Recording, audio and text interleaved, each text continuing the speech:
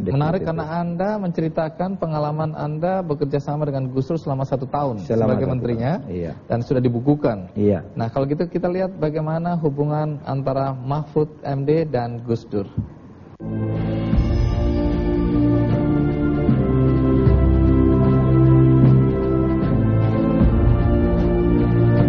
Mahfud MD memang sejak dahulu sangat mengagumi kecemerlangan otak dan langkah-langkah Gus Dur sebagai tokoh muda NU. Pengalaman Mahfud dengan mengundang Gus Dur sewaktu ia masih sebagai asisten dosen di Universitas Islam Indonesia, UII Yogyakarta, ternyata tidak terlupakan oleh seorang Gus Dur. Terbukti, Mahfud dipercaya menjabat Menteri Pertahanan. Dalam perjalanan politik Mahfud, tidak semudah yang ia kira. Mahfud pernah dicurigai sebagai pembisik presiden yang pada saat itu adalah Gus Dur untuk mengeluarkan ancaman dekret.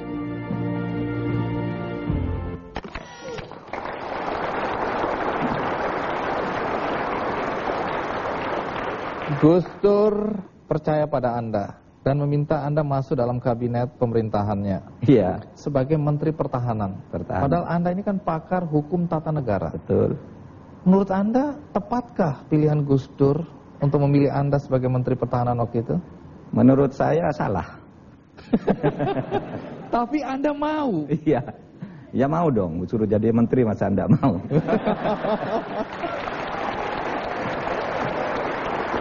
Kenapa saya anggap tidak tepat? Tidak tepat. Jadi begini, ketika saya dipanggil oleh Gus Dur pada waktu itu, dia mengatakan begini, saya perlu 3 orang ahli hukum tata negara. Tapi saya sudah punya 2, kata Gus Dur. Siapa Gus? 1 Yusril, yang kedua Marsilam. Nah, karena saya butuh 3, kamu 1 lagi katanya. Saya kaget kan.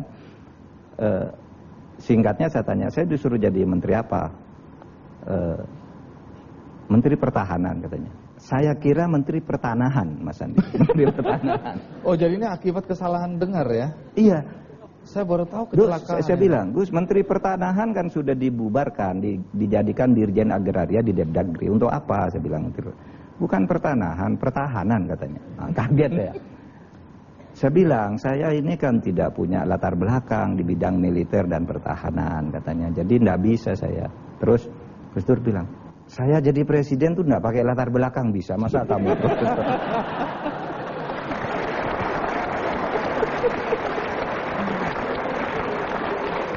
Tapi selama menjadi Menteri Pertahanan, apakah ada penyesalan Anda menerima jabatan itu? Oh tidak, artinya sesudah itu memang saya lalu belajar. Lalu minggu kedua saya sudah sudah mengerti lah bidang tugas saya dalam kebijakan. Memang pada waktu itu Mas Andi, kalau Anda buka koran pada bulan Agustus itu, tanggal-tanggal 20 itu memang luar biasa. Begitu Gus Dur mengumumkan nama saya sebagai menteri, kan serangan luar biasa nih. Iya.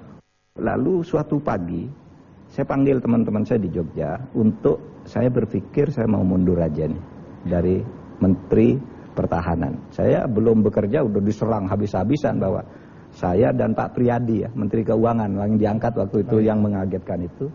Katanya Mbak Mega tidak setuju dan sebagainya. Aduh, kalau Wakil Presiden tidak setuju, masyarakat menilai saya tidak mampu, maka saya sekarang saya kumpulkan teman-teman, saya mau mundurkan diri aja gitu. Udah tidak kuat dari opini, meskipun ketika menerima itu saya dengan enteng saja, tapi sesudah 3 hari berturut-turut dihantam. Saya sempat terpikir untuk mundur. Terpikir untuk mundur dan sudah rapat dengan teman-teman aktivis di Jogja di rumah saya. Lalu apa yang terjadi? Ketika